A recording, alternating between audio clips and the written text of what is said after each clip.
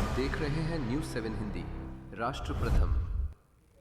लखनऊ स्थित सहारा प्लाजा में सहारा plaza trader welfare society व्यापारी हितों के लिए बनाई गई थी, परंतु सोसाइटी के वर्तमान पदाधिकारियों ने व्यापारी हितों को दरकिनार कर स्वास्थ्य व व्यक्तिगत हितों को साधने का साधन बना लिया।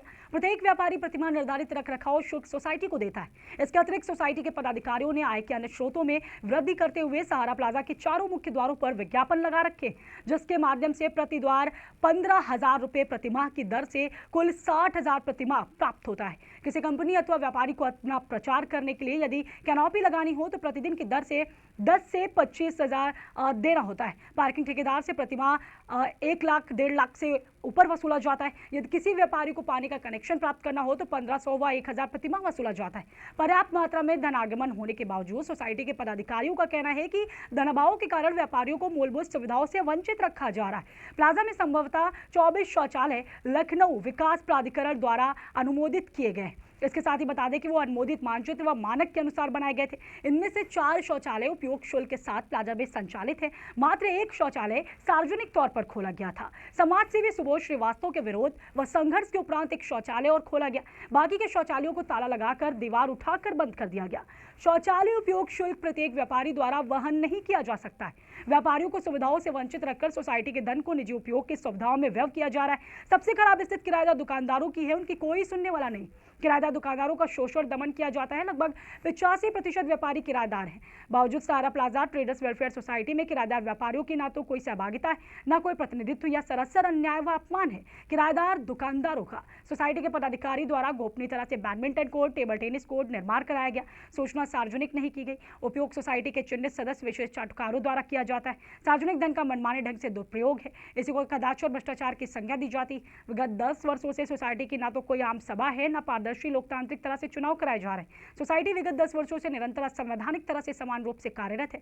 ये सोसाइटी अधिनियम का सीधा उल्लंघन है। सभी आरोप समाजसेवी व्यवसायी सुबोध श्रीवास्तव ने प्रेस वार्ता करके लगाए व मांग करी है कि सोसाइटी के पदाधिकारियों को लोकतांत्रिक तरह से चुनाव कराएं, अन्यथा कानूनी कार्रवाई की जाएगी। आवश्यकता अनुसार प्लाजा प्रांगण में विरोध प्रदर्शन किया जाएगा। सबसे पहले मैं अपना परिचय दे दूं। मेरा नाम सुबोध श्रीवास्तव है। मैं राष्ट्रीय मानवाधिकार सुरक्षा परिषद राष्ट्रीय अध्यक्ष हूँ। संस्था का काम है सामाजिक मुद्दों को उठाना और जो समाज का पीड़ित वर्ग है उसको न्याय दिलवाना, ये हमारा काम है। आज हम लोग एक सामाजिक मुद्दों को लेकर यहाँ पर एकत्रित हुए हैं। आपको मैं बताना चाहूँगा कि सहारा प्लाजा ट्रेडर्स वेलफेयर एसोसिएशन का मामला है। विगत 10 वर्षों से यहाँ पर चुनाव का कोई कार्यक्रम नहीं हुआ, जबकि चुनावी प्रक्रिया ये है कि लोकतांत्रिक तरीके से और पारदर्शी तरीके से चुनाव कराया जाए। विगत 10 वर्षों से एक सोसाइटी लगातार यहाँ पर कब्जा बनाए हुए है और बड़ा गैर संवैधानिक तरह से सोसाइटी को चलाया जा रहा है। बात करी जाए कि मूलभूत सुविधाओं की, देखिए जब आपकी दुकान खरीदता है या ये किराए पर लेता है तो मूलभूत सुविधाओं का ध्यान रखता है। मूलभूत सुविधाओं में क्या आता है? सबसे पहले टॉयलेट, शौचालय। प्लाजा में 24 शौचालय हैं जिनको सोसाइटी ने बंद कर रखा है।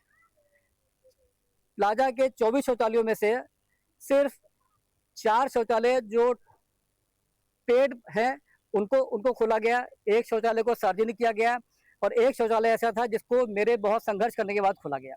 मतलब टोटल 6 टॉयलेट चल रहे हैं, जिसमें 4 पेड हैं, 2 अनपेड हैं और बाकी के 18 टॉयलेट सोसाइटी ने बंद कर रखे। मेरा सवाल ये है कि किस अधिकार से, किस शक्ति के अंतर्गत उन्होंने सोसाइटी अधिनियम के किस धारा के अंतर्गत इन शौचालयों को बंद करा है? मूलभूत सुविधाओं से व्यापारियों को वंचित रखा है।